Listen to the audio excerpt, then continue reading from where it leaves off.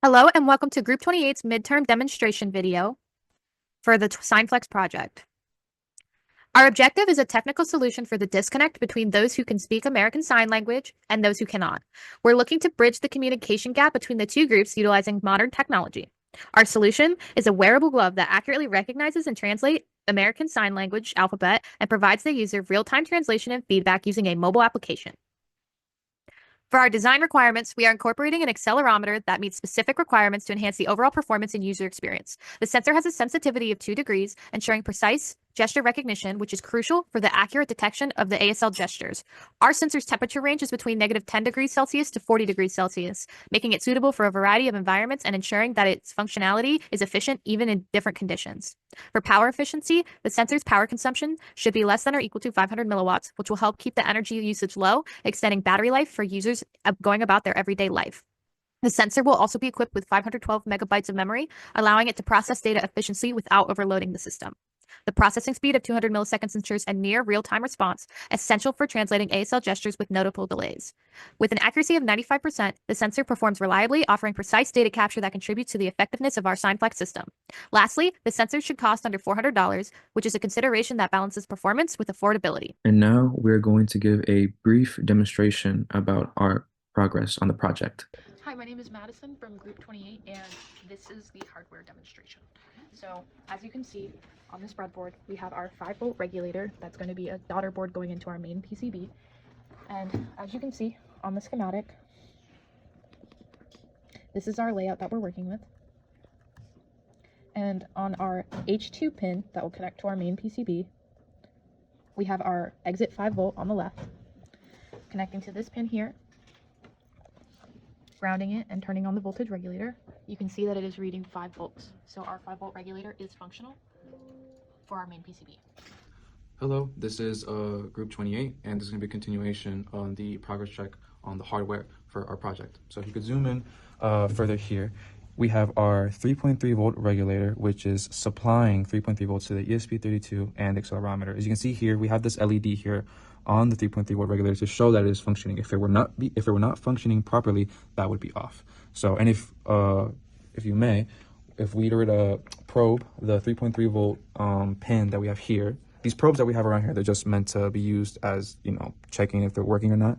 Connect this to ground, and then we connect this here. This is the 3.3 volt pin. If you move over, we're getting 3.25 volts, which is a little bit less than the 3.3 volts that we're supposed to be seeing, but it's close enough. So it is working. Plus, we're able to communicate with the ESP32 and Arduino IDE. The other thing that we would like to mention is if you zoom in here, we do not have the IC fuel gauge system implemented. And the reason for that is because that fuel gauge system is meant for a single cell. In order for our 5-volt regulator to work, it's going to need a voltage higher than 5 volts.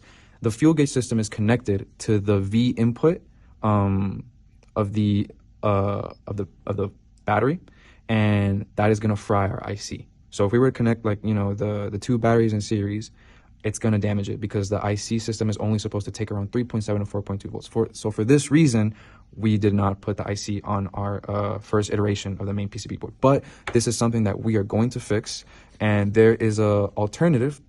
What we're going to do is that we're actually going to have the battery monitoring system monitor only the voltage of one of the battery cells and not two. But with that, we're able to do two things at once. We're able to supply the two battery cells in series to the 5-volt regulator, and then also monitor one of the cells with the IC fuel gauge system without damaging it. So as you can see, following the layout of our PCB, we have 5 micro JST connectors on the PCB, if you can zoom in. So on the PCB, we have each 5 are connected to the 5 of our flex sensors utilized for the glove. Each of these are connected to a 100K ohm resistor that acts as a voltage divider to allow for the 3.3 volt and the 5 volt to be utilized on the board, whereas the flex sensors on my hand are still getting the 5 volts. These flex sensors act as potentiometers or variable resistors, whereas they gain resistance the more that you bend them, which allows for us to accurately detect the bending for our specific sign language gestures. These flex sensors, as you can see from the video footage, are a little bit implemented in a poor way. However, we have noticed that they do crack. They do, the more that you use them or the more rough that you use them, they will rise in resistance and be more more prone to issues when calibrating them. So moving forward, we have 5 new SignFlex sensors that we're going to be calibrating utilizing a formula that Dr. Weeks provided for us. And we're going to be testing the thresholds to get a more accurate bend angle and prevent further cracking or damage to the flex sensors. However, these still give us good readings, but they could be more accurate. All right, so now we're going to do a software testing for our 5 flex sensor and accelerometer and predict our ASL letters through our flex sensor threshold and accelerometer. So if you come here to the code, so we have defined our code by 5 flex sensor and the accelerometer. As you can see here, we have all our adjusted threshold. This threshold was determined through our flex sensor calibrations, and this is how we got these 5 values. We also have them named as thumb, index, middle, and ring and pinky fingers. And also, as you can see here, we also have ASL gesture recognition, and we also have our reading accelerometer and the gyroscope data. And we're also now going to do testing for the letters.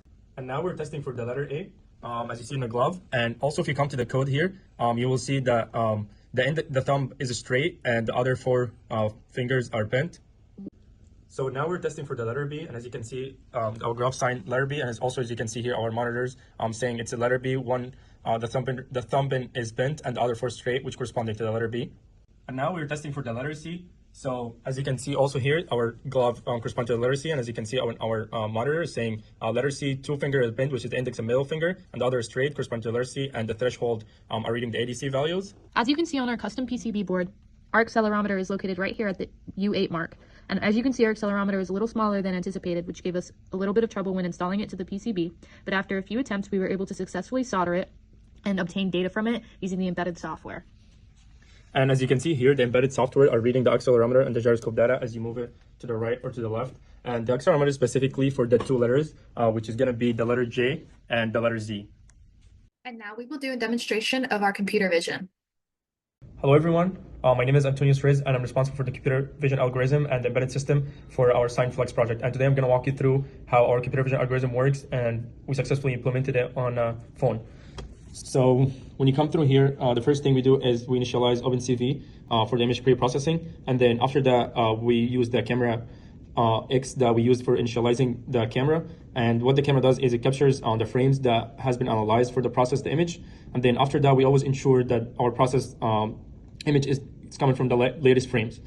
And after that, we convert the image from image proxy to unpaid map, and we run it into our pre-processing, which is the grayscale, histogram equalization, and counter detection for better image processing. And after this, we send our image to the ASL classifier. And if I go here to an ASL classifier, our ASL classifier, basically what it does is it loads the TensorFlow Lite model, ASL Glove model TF Lite, which is the one that I have trained. Right now, we have 100 picture per data set for each letter.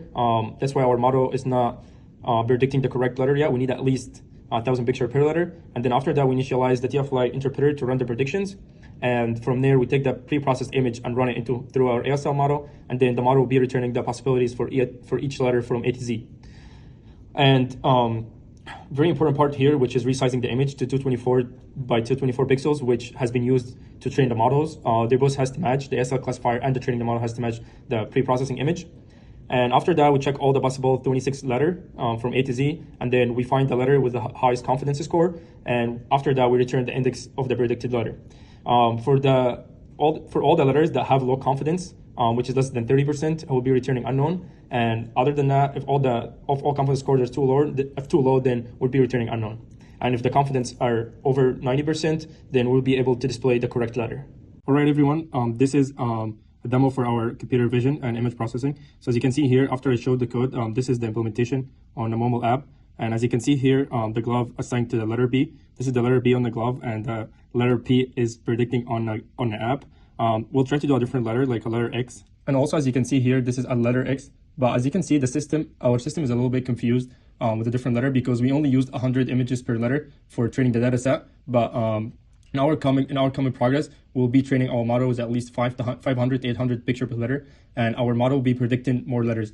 And again, as you can see here, this is the letter X has been predicted on the phone. And now we will demonstrate our mobile app. This is my midterm progress video. As you have the login ready, set up. I have it set up in my database, so you know that's connected. And right now this is the placeholder for the computer vision once Tony and me collab on it. And right now you can see I have the custom gestures, and that is per account, per user. And if I go to my database, I can also see that it's stored here. Right now my only problem is when I connect to the ESP32, it connects it but doesn't display the data. I think it's because I have to parse the data so it displays it correctly. And besides that, I just have to fix my Android Studio. I just have to work on it a little bit. I messed up by starting a VS Code, and once I do that, I'll be able to show it on the phone. Thank you. Hello, everyone. I'll be talking about the software difficulties in computer vision and AI model training. And one of the first challenges I had was the data collection. Our pre-existing ASL dataset was lacking sufficient variation, especially for our lighting condition and the hand orientation of the glove. To overcome that, to improve our accuracy, I was able to collect and label additional ASL gesture images manually, and also making sure to increase our dataset size. Right now, I only have 100 picture per letter. We are planning on increasing that to at least 800 to 1,000 picture per letter. And as you can see on the right-hand side, there's two pictures showing my custom model trained with noisy background and custom model trained with a plain background. So my model can overcome multiple background and also lighting condition. Second challenges I faced was the custom model training. Our pre-trained model was available but did not perform very well with our ASL gesture recognition due to like glove shapes and also like variation of the glove, as you can see here in the picture. To overcome that challenge, I was able to like fine-tune MobileNet V2, which basically adapted my dataset and freezing the first layers and later unfreezing only the selective layers for fine-tuning. And also I needed to add additional techniques in my custom model training by dropout layers and adding more aggressive data augmentation to make sure that my glove recognized the specific letter for the alphabet. And the second issue I had to and I faced was my camera integration issue. Initially, I was able to use OpenCV Java camera view. And as you can see on the right-hand side, this is how the camera view was looking like. Definitely not looking like good camera vision for user interface. And then I was able to switch to Camera X. This took a little bit of time, and I was able to get a better view for real-time frame processing. And it was also compatible with our latest Android version. We also applied our camera paste app to different phones. One of them was the Galaxy S7, as we mentioned in our presentation. And we also used latest version of Samsung, and it was also working very well. The third one was converting image proxy to bitmap for OpenCV processing was a little bit challenging and also required efficient memory management to avoid the performance lag. Also, the picture on the hand right side showing the Java camera view, the lag for memory was not really well, and the app was crashing every 2 to 3 minutes. But on the left, when we use the Camera X, the app uses a less memory and also doesn't crash at all.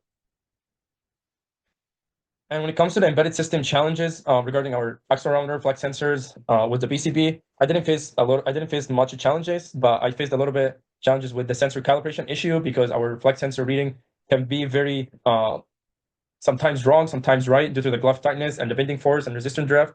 But we were able to fine-tune the ADC threshold for each flex sensor and for each letter to make sure that our gesture detection was clear and improved, and we were able to improve that. And the second thing I also faced with the embedded system challenge was the noise and signal instability. Our flex sensor accelerometer produced a little bit of noisy reading due to like electrical interfaces. But since our project were not fully done, so we faced a little bit of problem with that. And I was able to apply data filtering in my code to basically stabilize sensor output. And you will see that in our demo video while we're demoing multiple ASL letters, especially we did A and B and C. This is our progress so far with our project. This is our results from demonstration engineering specifications. As you can see, our expected value for process speed is 200 milliseconds. Our accuracy, we wanted 95%, and power consumption less than 500 milliwatts. And as of right now, the processing speed is around 159 milliseconds.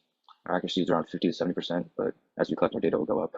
And our power consumption is 3.89 watts. And this right here is showing the Android Studio runtime for computer vision in the case that our TensorFlow light model is running at inference and execution time to around 150 milliseconds, as stated before. This is our current progress check for the project. The glove is assembled with the flex sensors installed. The cable splicing is the cables that are connecting our main PCB to the flex sensors, and those are working properly. The accelerometer has also been implemented into the main PCB, and it has been tested to make sure that it is functioning correctly. The AI model training is 90% complete alongside with the computer vision development, but there is still more data that needs to be transferred over in order to have it to 100%. The flex sensor testing and calibration has also been completed as well, and the embedded system integration at around 80%. The remaining things that we need to do is do the second iteration of our PCB because there are still a lot of things that we need to correct, and we also want to minimize the spacing of the second PCB so that it can fit more snugly on the hand. We also need to test the battery monitoring system because we were not able to test that on the first iteration. So that is what is left, as well as implementing the actual batteries. In conclusion, Our SignFlex project is currently on track to provide real-time American Sign Language translation using sensor technology and Bluetooth communication. Our system is successfully capturing hand movements and processing them through our ESP32 for gesture recognition. Moving forward, we're looking to improve our gesture accuracy and response time, implementing the accelerometer as well as the battery monitoring system, and further optimizing our flex sensor technology to get the most accurate gesture responses that we can. Thank you.